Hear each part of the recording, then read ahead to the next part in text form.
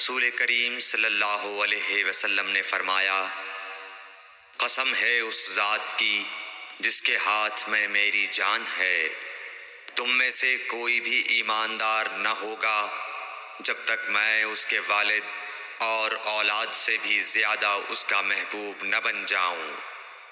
صحیح بخاری حدیث نمبر 14۔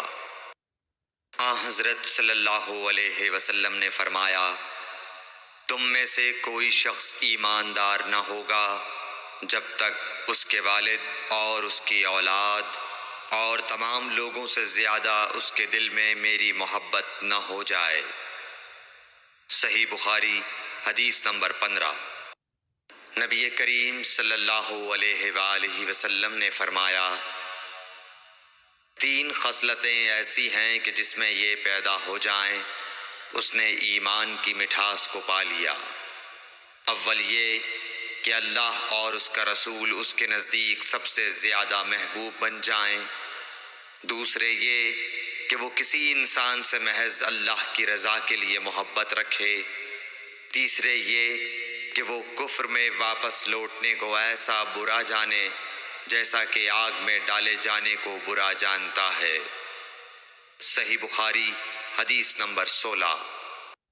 حضور اکرم صلی اللہ علیہ وآلہ وسلم نے فرمایا، انصار سے محبت رکھنا ایمان کی نشانی ہے اور انصار سے کینہ رکھنا نفاق کی نشانی ہے۔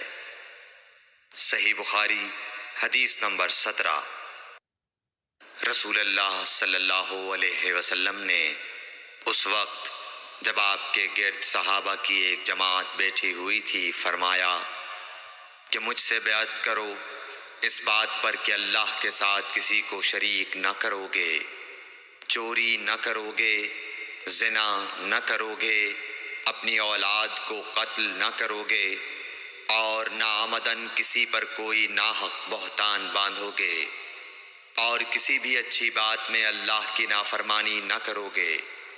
جو کوئی تم میں اس عہد کو پورا کرے گا تو اس کا ثواب اللہ کے ذمے ہے، اور جو کوئی ان بری باتوں میں سے کسی کا ارتکاب کرے اور اسے دنیا میں اسلامی قانون کے تحت سزا دے دی گئی تو یہ سزا اس کے گناہوں کے لیے بدلہ ہو جائے گی، اور جو کوئی ان میں سے کسی بات میں مبتلا ہو گیا اور اللہ نے اس کے گناہ کو چھپا لیا تو پھر اس کا معاملہ اللہ کے حوالے ہے، اگر چاہے معاف کرے اور اگر چاہے سزا دے دے۔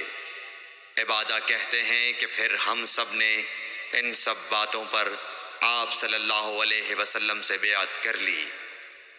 صحیح بخاری حدیث نمبر 18۔ رسول اللہ صلی اللہ علیہ وسلم نے فرمایا، وہ وقت قریب ہے جب مسلمان کا سب سے عمدہ مال اس کی بکریاں ہوں گی، جن کے پیچھے وہ پہاڑوں کی چوٹیوں اور برساتی وادیوں میں اپنے دین کو بچانے کے لیے بھاگ جائے گا۔ صحیح بخاری حدیث نمبر 19۔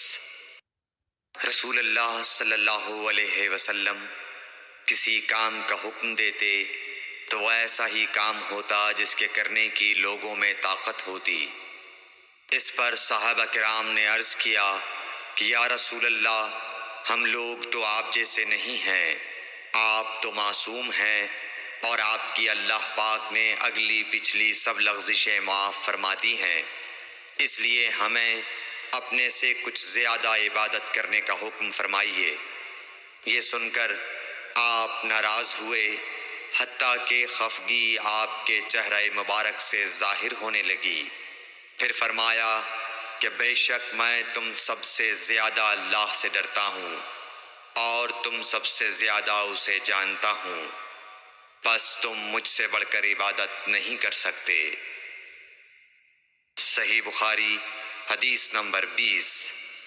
حضور اکرم صلی اللہ علیہ وآلہ وسلم نے ارشاد فرمایا، جس شخص میں یہ 3 باتیں ہوں گی وہ ایمان کا مزہ پالے گا۔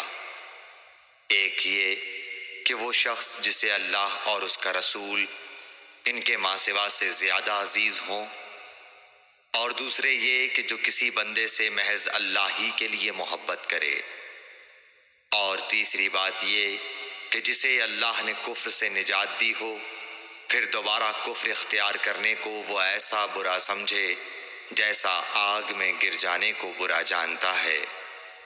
صحیح بخاری حدیث نمبر 21۔